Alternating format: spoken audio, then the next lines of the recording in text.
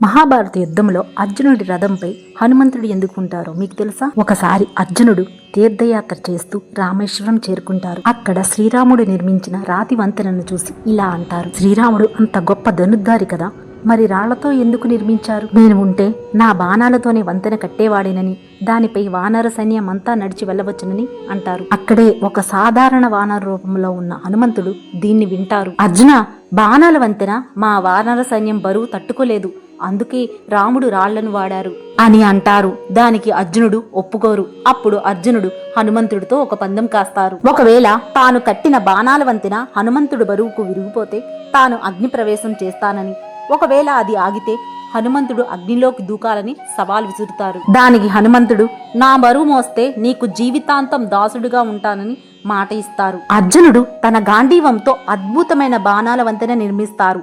అప్పటి వరకు చిన్న రూపంలో ఉన్న హనుమంతుడు వంతెన సిద్ధమయ్యాక తన విరాట రూపాన్ని ధరిస్తారు. హనుమంతుడు వంతెనపై ఒక్క కాలు పెట్టగానే అది కుప్పకూలిపోతుంది.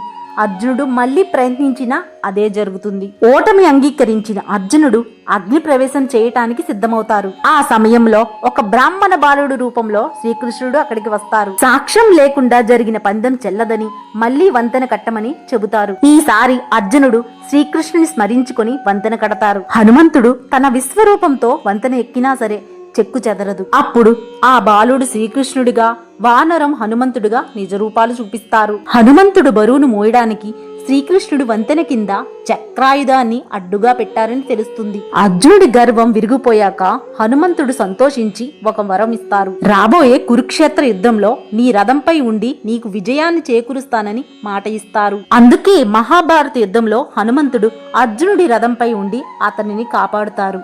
ఈ వీడియో గాని నచ్చితే చిన్న లైక్ చేయండి.